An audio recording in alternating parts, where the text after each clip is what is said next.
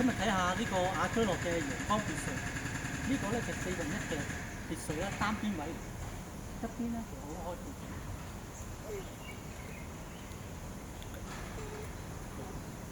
咁我哋就呢度望下，呢度嘅設計咧，之前個花園咧都整咗個種花嘅地方啦，呢邊都係整埋種花地方。咁後邊咧就係整一個休閒嘅空間，可以搭建陽台房啊或者泊車咯。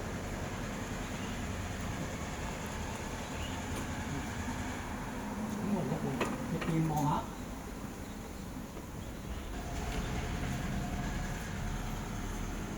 入到嚟咧，我見到個廳啦。咁佢而家呢邊咧都有裝修晒嘅。咁廳望出去咧都係嗰個小花園。呢邊咧就係嗰個客廳、飯廳、廚房，就呢邊啦。呢有個廁所嘅，就比較方便啲啦，唔需要上樓上。而家我想望下，佢呢個樓梯咧都鋪晒呢個木地板，咁都好舒服。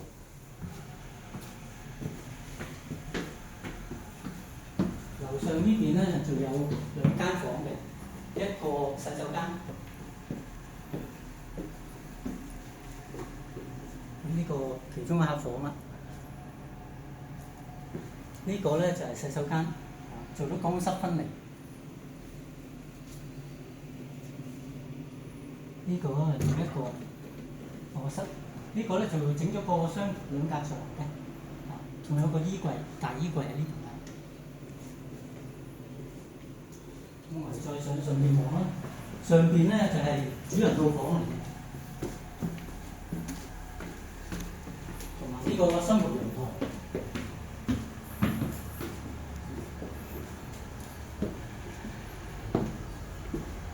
咁我睇下呢個主人套房都好闊落嘅，咁埋邊咧仲有個洗手間。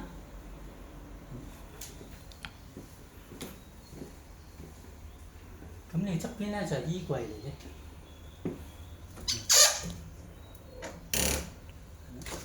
上邊都係擺嘢㗎。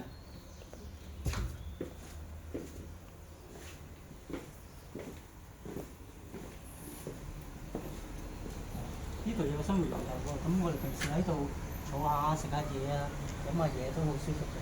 同埋喺呢度啊曬衫啊、洗衫都喺呢度。